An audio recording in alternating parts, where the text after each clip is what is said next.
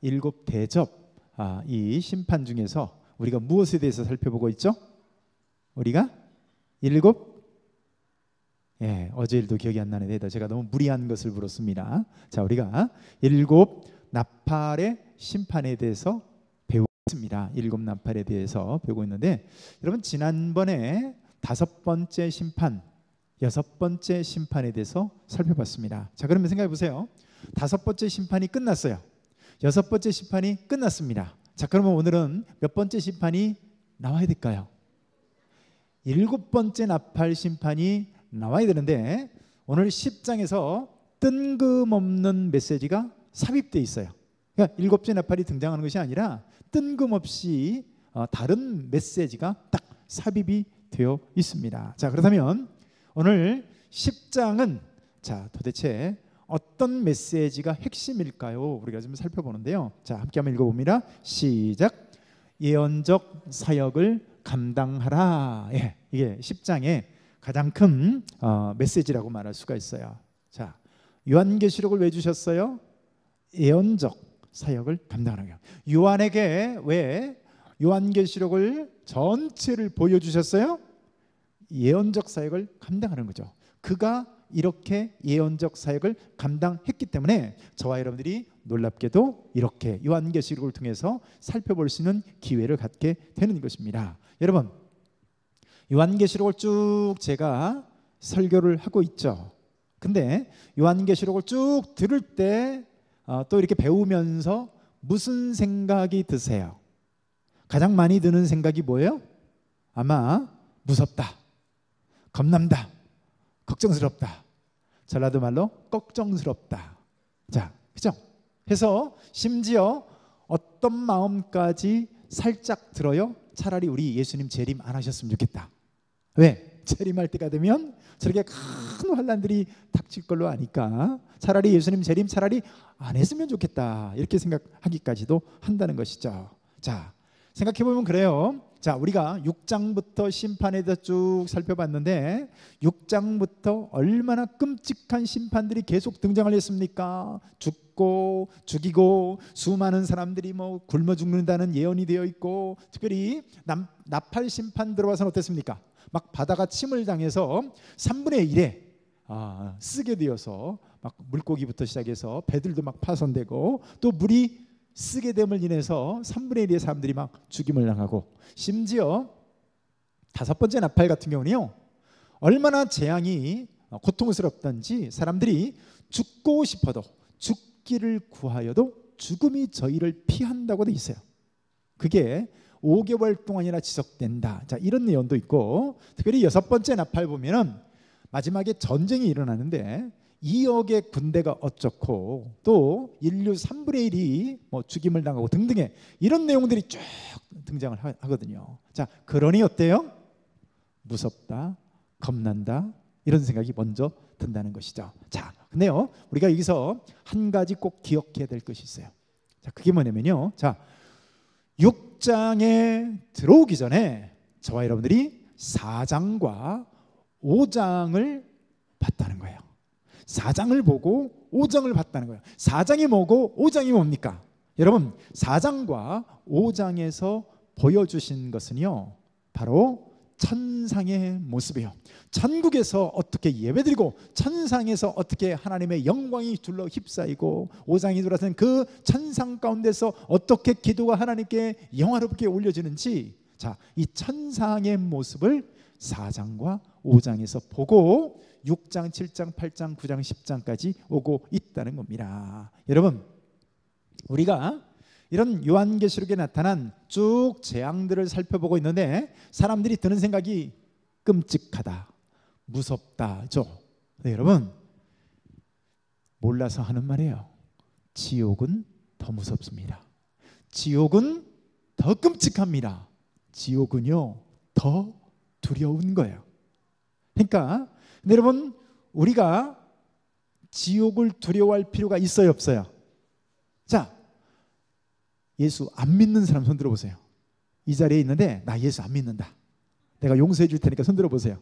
여러분, 예수를 믿는 우리가 지옥을 두려워할 필요가 있을까요, 없을까요? 없습니다. 할렐루야. 없습니다. 할렐루야. 지옥이 대환란에 비해서 훨씬 더 무섭고 훨씬 더 끔찍하고 두려운 곳이지만 예수 믿는 우리는 지옥을 두려워할 필요가 있어요, 없어요? 없습니다. 할렐루야. 여러분, 왜 4장과 왜 5장을 먼저 보여주세요? 4장과 5장에서 구원받은 우리가, 하나님의 구원에 참여 안 받은 우리가 지옥을 두려워할 필요가 없듯이, 여러분 6장 7장 계속해서 등장하는 이 환난들은 우리 믿는 자를 향해서 주시는 심판이 아닙니다. 할렐루야. 이 사실이 중요한 거예요. 여러분, 그러니까 요한계시록은요, 미리 결론을 보여주고서 메시지를 풀어나가는 성경입니다. 우리가 영화를 보든가 드라마를 볼 때 만약에 결론을 미리 알고서 영화를 본다고 해보세요. 자, 그러면 막 스토리가 막 전개되어져 가는데 막 아슬아슬해요, 안 해요? 걱정되고 염려가 돼요, 안 돼요? 안 돼요. 싱겁기 그지가 없습니다. 왜요? 미리 우리는 결론을 알고 있기 때문에 그런 거예요. 오히려 풀어져가는 과정을 즐기고 있습니다. 맞아, 주인공이 저기서 그랬지, 아마 그래, 저기서 저렇게 될 거야. 예를 들어서 또 우리가 누군가에게 빚을 졌어요. 빚. 여러분, 빚은 지지 마시길 바랍니다. 근데요, 누군가에게 빚을 졌어요. 일주일 뒤에 갚지 못하면 망하는 거예요. 땅이 꺼져라 한숨을 쉬고 걱정, 근심, 코가 참 배꼽까지 빠져 있습니다. 그런데 왜 걱정할까요? 자, 이렇게 한번 생각해 볼까요? 3일 뒤에 20억 빚진 것을 누군가가 와서 20억을 돈을 나에게 준다라고 100% 알고 있어요. 그러면 일주일 뒤에 있을 그 빚 때문에 걱정할 필요가 있습니까, 없습니까? 없는 것이죠. 걱정할 염려가 없는 것이죠. 여러분들, 왜 우리가 걱정하고 왜 염려해요? 결론을 모르니까 걱정하고 염려하고 땅이 꺼져라, 그렇게 한숨 쉬고 있는 거죠. 그런데 여러분, 요한계시록은 결론을 보여주고서 메시지를 주고 있어요. 천국의 영광을 미리 보여주고서 요한계시록의 6장 이하에 이런 심판의 메시지를 던져주고 있는 겁니다. 자, 그래서 이런 전제를 꼭 가지고 기억하시고요. 자, 10장 1절을 같이 한번 읽습니다. 시작. 내가 또 보니 힘센 다른 천사가 구름을 입고 하늘에서 내려오는데 그 머리 위에 무지개가 있고 그 얼굴은 해 같고 그 발은 불기둥 같으며. 자, 도대체 이게 무슨 말입니까? 자, 무슨 뜻인지 알겠어요? 자, 요한계시록이 어렵게 느껴지는 이유가 뭐예요? 자, 그것을 전문용어로 계시문학적 특성이라고 합니다. 여러분, 성경이 책이죠, 맞죠? 성경은 책입니다. 성경이 책이기 때문에 성경도 장르가 있고요, 성경도 문학적 특징을 갖고 있어요. 성경도 문체라는 걸 갖고 있어요. 베드로가 쓴 성경은 굉장히 화려칩니다. 바울이 쓴 성경은요, 굉장히 논리적인 논문과 같은 책이에요. 자, 각 책마다 문학적 특징이 있고 여러 문체들이 있고 등등 그렇단 말이에요. 근데 여러분, 계시문학적 특징이 뭐냐? 여러분, 하나님이 진리를 전달할 때 여러 문학적 장르라고 하는 특징을 통해서 주십니다. 여러분, 하나님의 말씀은 진리예요. 근데 진리의 말씀을 우리에게 줄 때 어떤 성경은 서신으로 주셨어요. 어떤 성경은 시로 줬습니다.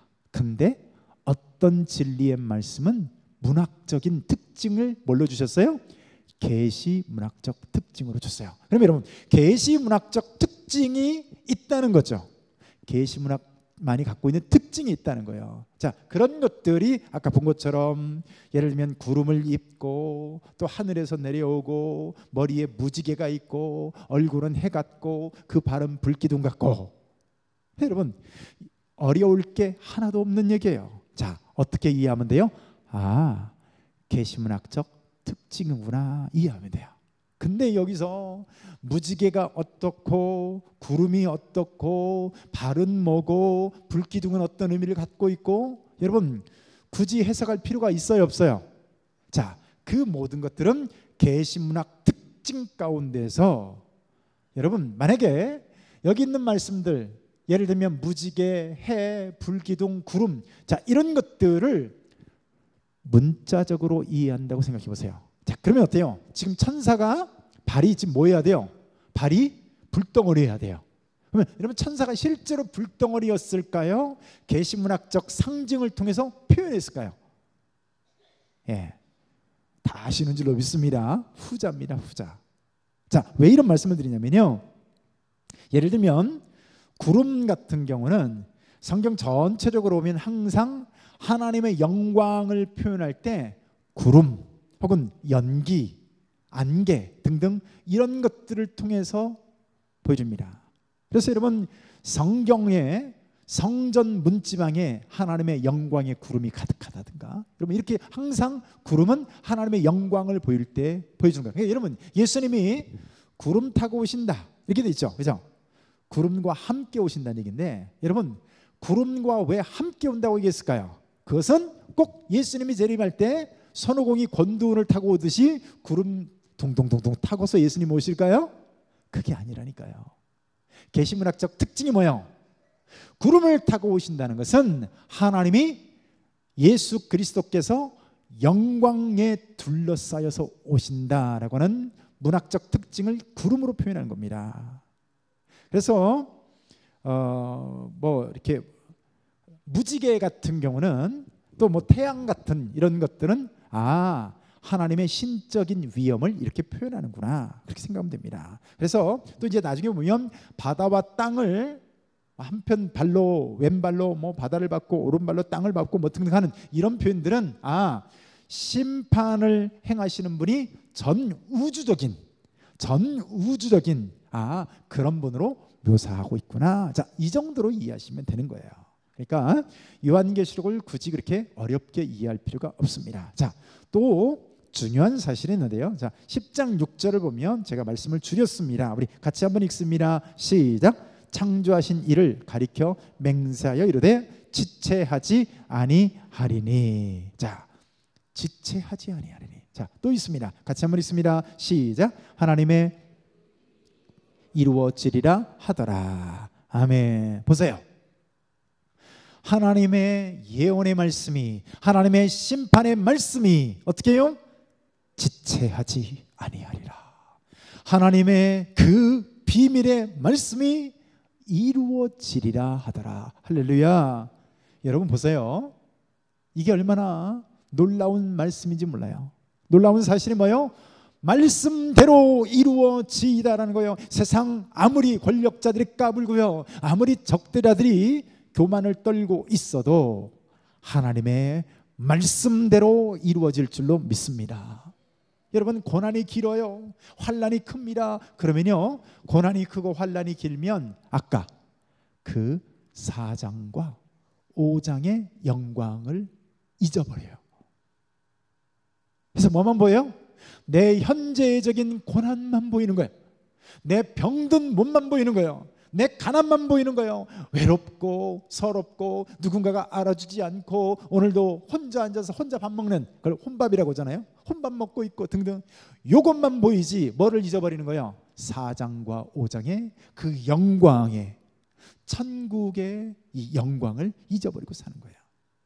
여러분, 그러나 4장과 5장의 영광을 우리가 잊어버리고 산다면요, 우리는 실패자처럼 사는 거예요. 바울과 우리의 차이가 뭘까요? 그 영광에 대한 각인의 차이예요. 바울은 어때요? 그 4장과 5장을 몸소 봤습니다. 그러니 잊어버릴 수가 있겠어요? 4장과 5장의 영광을 친히 보고 친히 만져본 바 되었다는 거예요. 자, 근데 우리는 4장과 5장에 다시 말해서 천국과 영생과 하나님이 실제로 나와 함께 하신다는 이 사실이 어떻게 해요? 희미해요. 그리고 4장과 5장이 받았던 은혜가 아련합니다. 언제 그런 게 있었나 싶어요. 여러분, 그러니까 여러분, 우리의 신앙생활에 능력이 없죠. 여러분, 천국이 없어서 그렇게 삽니까? 천만의 말씀이요. 천국은 있어요. 천국은 확실히 바울이 보고 수많은 선지자들이 보고 오늘 요한이 직접 보고 있잖아요. 또 오늘날 얼마나 많은 사람들이 믿음으로 그것을 누리고 경험하고 체험하고 있습니까? 그런데 그 영광을 했다 하더라 정도로 이해하는 겁니다. 누가 봤대, 성경에 있대, 하나님이 살아계신다고 하더라. 이런 신앙 가지고는 능력이 있어요, 없어요? 능력이 없어요. 그러니까 이런 희미한 은혜 가지고는 이런 어때요? 요한계시록에 나오는 이런 참 이런 환난을 이겨낼 수가 없는 겁니다. 여러분, 우리가 그 4장과 5장의 이 천국에 대한 영광을 잊어버린다면요, 우리는 세상에 어떤 존재가 되는 거예요? 세상에서 미운 오리 새끼 같은 존재가 되는 거예요. 여러분, 미운 오리 새끼 이야기 알죠? 오리들이 모여 있는 이 저기에 어떤 큰 다른 오리 알보다 큰 알이 있었어요. 근데 깨어나서 보니까 얘는 더 키도 껑중하고 어딘가 모르게 털도 다르고 해서 다른 오리들에게 갖은 멸시와 구박을 받습니다. 그래서 이 오리는 참 구박당한 오리는 서럽게 지내고 울면서 지내고 신세를 한탄하며 지내는데 어느 날 어때요? 물가로 가서 자기 모습을 봤는데 자기 모습이 뭐예요? 오리가 아닌 거예요. 자기가 누구예요? 백조인 거예요. 여러분, 오직 성경만 읽고 기도만 하시느라고 이런 문학적인 건 안 읽죠. 근데 어때요? 그리고 이 오리가 아닌 백조는 그 오리들과는 달리 하얀 이 깃털과 함께 하늘을 훨훨 나는 백조였다는 사실이에요. 네, 여러분, 이 백조였던 그 자신이 자기의 정체성을 잃어버리면 뭘로 살아요? 열등감, 수모, 미움당하고 서럽고 이것만 생각하고 사는 거예요. 여러분, 하나님이 우리에게 영광을 보여주셨음에도 불구하고 마치 우리가 어떻게 삽니까? 하나님이 돌아가신 존재처럼 사는 거예요. 그러니 여러분, 하나님을 믿어도 초라하죠. 여러분, 자랑스러운 영광의 그 하나님이 아니라 내가 믿는 신앙을 숨기고 싶고 부끄럽고 하는 이런 식의 신앙생활을 하는 거예요. 자, 근데 여러분, 오늘 본문을 한번 볼까요? 9절입니다. 시작. 내가 천사에게 나가 작은 두루마리를 달라 한즉 천사가 이르되 갖다 먹어버리라. 내 배에는 쓰나 내 입에는 꿀같이 달리라 하거늘. 자, 천사가요 오늘 두루마리를 건넵니다. 그런데 그 두루마리를 어떻게 하라고 말하고 있어요?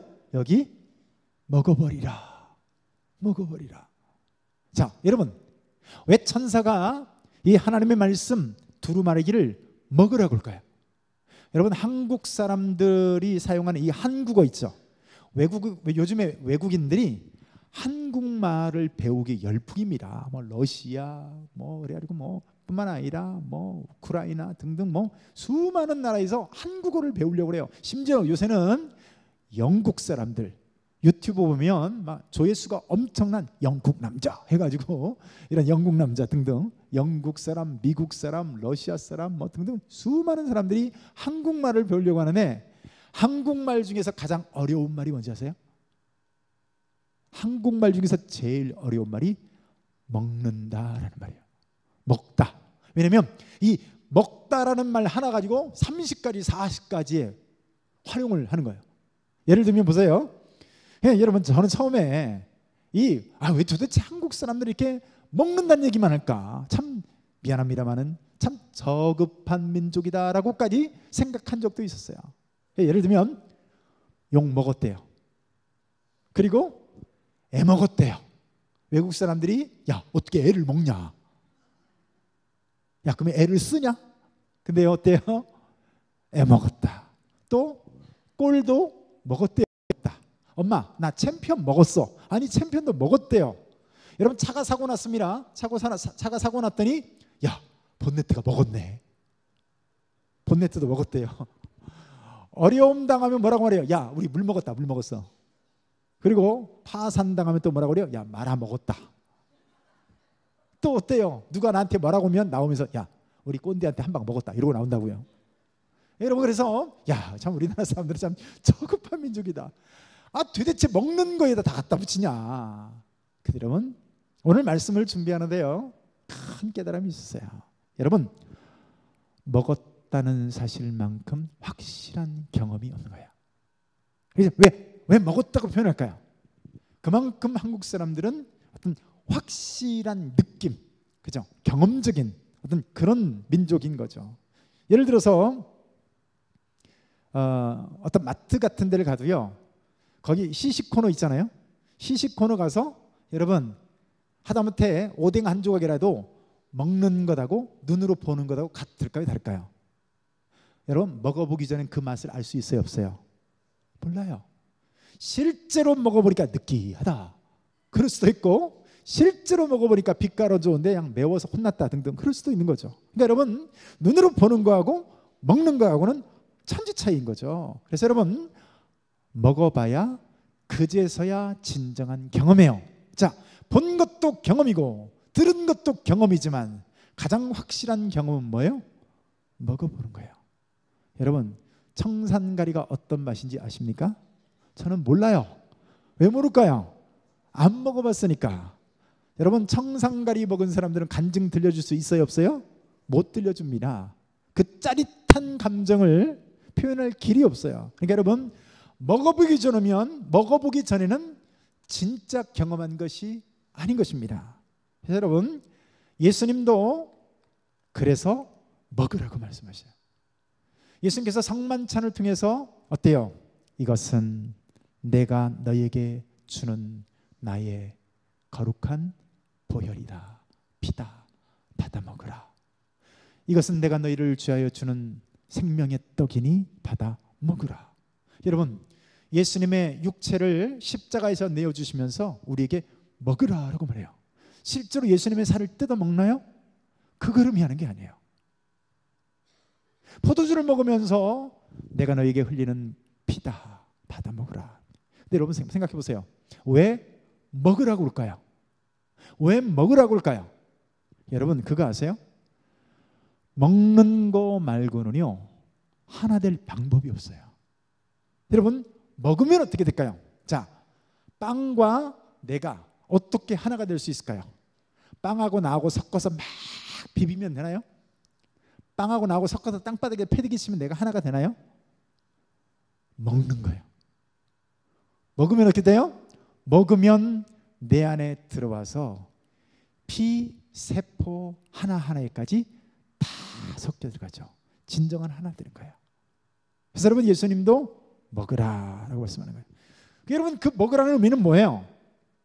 그저 하더라식이 아니라 들은 게 아니라 본 게 아니라 어떻게 해요? 그가 내 안에 내가 그 안에 있는 거죠. 그래서 여러분 천하 없어도 먹지 않으면 하나가 될 수 없는 것이죠. 그래서 그런 차원에서 보면 우리가 신앙생활하는 데 있어서요 경험적 신앙이 상당히 중요합니다. 여러분 보세요. 체험하고 경험하고 오늘 또 하나님이 살아계신 것을 이론이 아니라 오늘 나의 삶 가운데로 실제로 경험하고 누리고 살아가는 삶이 중요합니다. 아멘 합시다. 그렇게 사시는 분만 아멘 합시다. 하나님이 오늘도 나와 함께 하신다. 오늘도 나와 동행하신다. 오늘 우리의 삶에 말씀하시고 나의 삶을 이끌어 주신다. 믿으시는 분만 아멘 하십시오. 했다 하더라가 아니에요.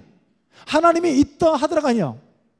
여러분 제가 신앙생활한 지 벌써 여러분 85년도에 예수를 믿었으니까 저도 이제 제법 됐습니다. 그죠? 한 30년? 35년 가까이 되나요? 그럼 제법 됐죠. 여러분 그 내가 살아오는 동안에 하나님이 저 이슬람 사람들이 믿는 알라 신처럼 9만 8천리 밖에 있는 게 아니에요. 날이면 날마다 일거수일투족 분초마다 내가 느끼는 것은 뭡니까? 하나님이 나와 함께 하신다는 거예요. 여러분 이것은 그랬다 하더라가 아니라 남의 얘기를 들려준 게 아니라 김만군 목사가 친히 그 삶에서 오늘도 누리고 경험하고 있는 그 하나님을 말씀하고 있는 거예요. 그래서 여러분 오늘도 여러분, 이런 경험과 체험을 말하면 사람들이 신비주의라고 말을 해요. 천만의 말씀이에요. 여러분, 신비주의하고 내가 오늘도 하나님을 누리는 것과는 전혀 다른 얘기예요. 신비주의는 진리의 말씀은 내던져버리고 오직 어떤 병났고 기적이 일어나고 뭐 환상을 보고 그것 자체만을 쫓아가는 사람을 얘기하는 거예요. 여러분, 그것하고 오늘도 성경에 말씀하신 살아계신 하나님이 오늘도 실제 나의 삶 가운데서 here and now죠. 오늘 여기에서 바로 지금 나와 함께 동행하시는 하나님을 누리고 사는 거예요. 여러분, 이게 신비주의입니까? 천만의 말, 그게 기독교의 본질이에요. 우리는 무엇을 통해서 그것을 알 수 있습니까? 하나님의 말씀이에요. 하나님의 진리의 말씀인 약속을 통해서 오늘도 나와 하나님이 함께 하심을 알고 누리게 되는 것이죠. 그래서 여러분, 요한계시록에서 가장 많이 등장하는 말씀이 뭐냐? 여러분, 이런 거예요.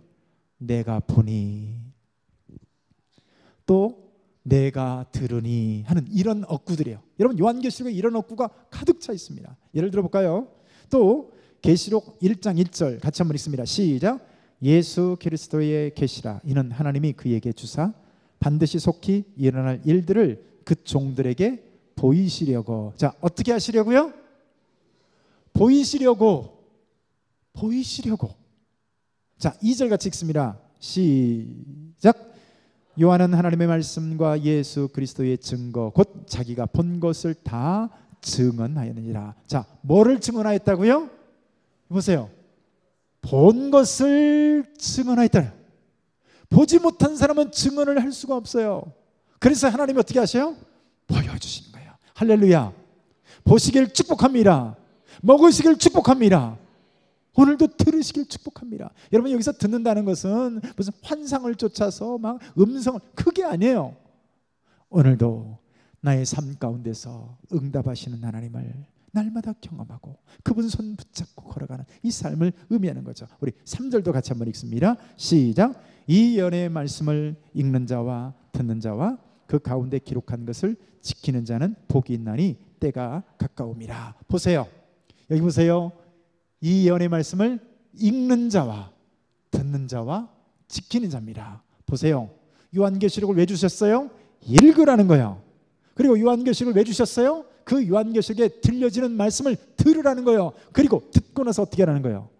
듣고서 지키며 오늘도 살아가라는 거죠.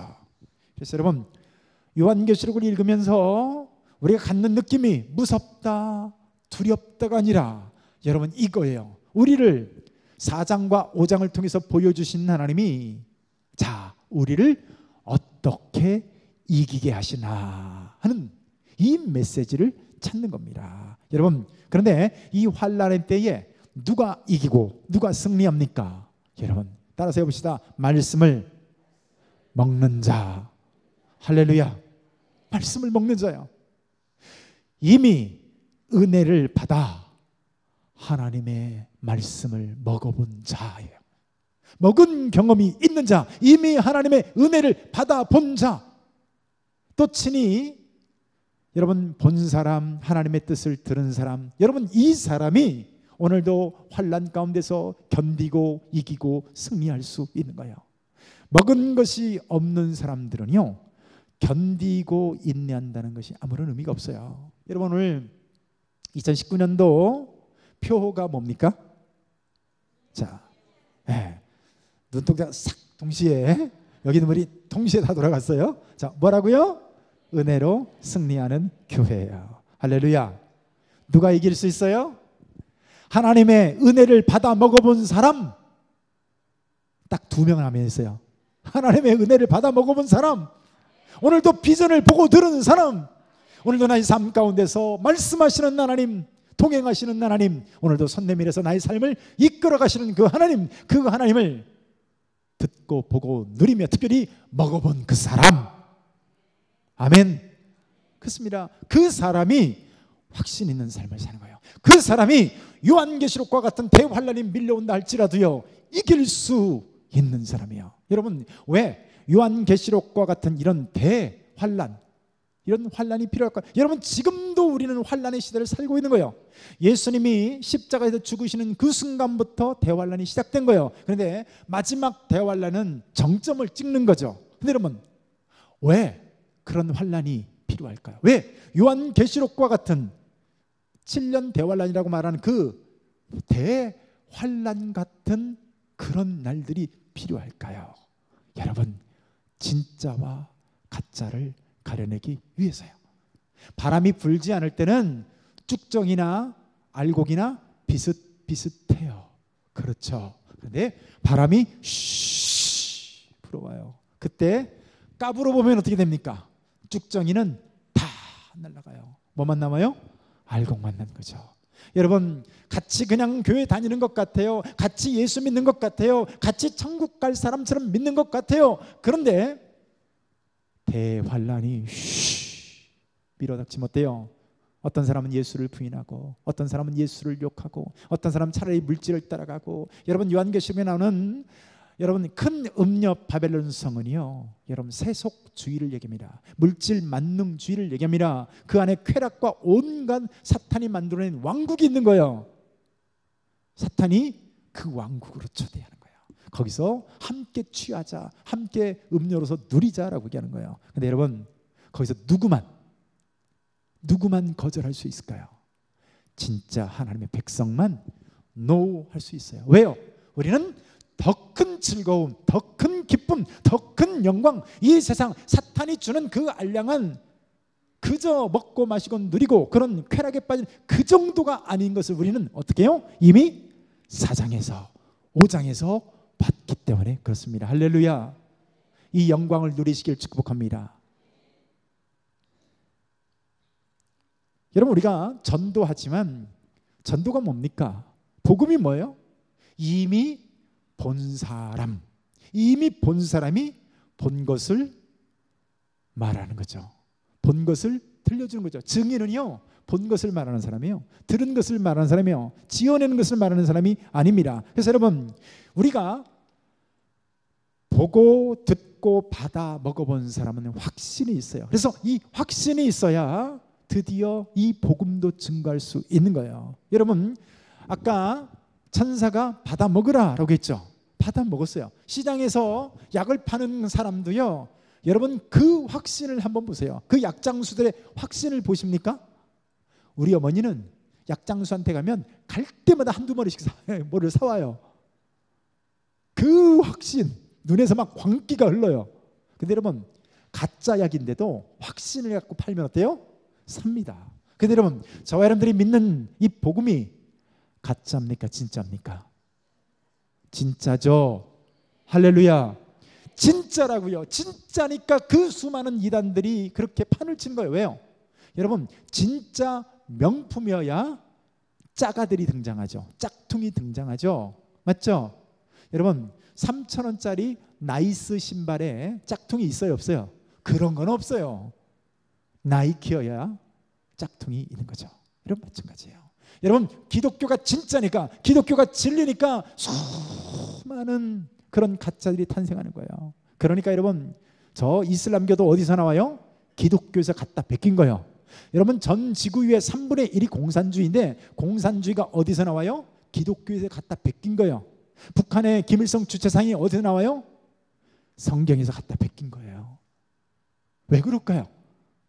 여러분, 그렇게 따지면 유대교, 기독교, 천주교, 이슬람교까지 여러분 뿌리가 어디서 나와요? 성경에서 나옵니다. 이유가 뭐예요? 진짜니까 그렇습니다. 진짜니까 그래요. 그래서 여러분, 오늘 또 하나님께서 우리에게 받아먹으라 하는 이유는요, 따라서 해봅시다. 예언적 사명을 감당하라. 그렇습니다. 오늘 요한에게 이 모든 요한계시록을 보여준 이유가 뭐예요? 예언적 사명을 감당하라는 거예요. 여러분, 우리에게 하나님의 영광을 왜 보여주실까요? 왜 응답해 주시고 왜 하나님이 살아계시다는 것을 우리에게 보여주실까요? 본대로 증인이 되라는 거예요. 심판이 얼마나 큰지, 지옥의 심판이 얼마나 큰지 오늘도 너희의 삶 가운데 가서 증인이 되라는 거예요. 저와 여러분들은 요한계시록을 4장과 5장을 본 사람인 줄로 믿습니다. 그렇습니다. 그래서 여러분 이미 본 사람들이기 때문에 오늘도 어떻게 해요? 확신을 가지고 가서 오늘도 증인된 삶을 살라는 겁니다. 자, 우리 10장 9절을 한번 같이 한번 읽습니다. 시작. 내가 천사에게 나아가 작은 두루마리를 달라 한즉 천사가 이르되 갖다 먹어버리라. 내 배에는 쓰나 내 입에는 꿀같이 달리라 하거늘. 아멘. 자, 은혜를 받을 때는 얼마나 좋아요. 천국의 영광을 볼 때는 얼마나 좋습니까? 저도 처음 예수를 믿었을 때는요, 진짜 내가 내 몸 안에 있는지 내 몸 밖에 있는지를 모르겠어요. 진짜 처음 예수 믿고 하나님 만났을 때는요, 막 구름 위를 걷는 건지 땅 위를 걷는지 모를 정도로 기쁨과 환희와 감격에 차서 살았어요. 자, 그런데 여러분, 은혜 받을 때는 좋은데 받은 은혜대로 사는 것은 살기가 쉬워요, 어려워요? 어렵다는 거예요. 베드로가 예수님과 함께 예수님이 변화산에 올라갈 때 베드로, 야고보, 요한 이 세 사람을 데리고 올라가죠. 올라가서 뭐를 봐요? 천국을 봅니다.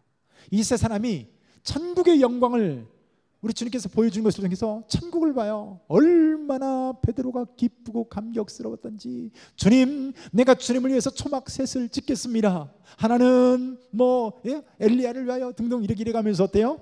초막을 짓겠습니다. 여기가 좋사오니 라고 말해요.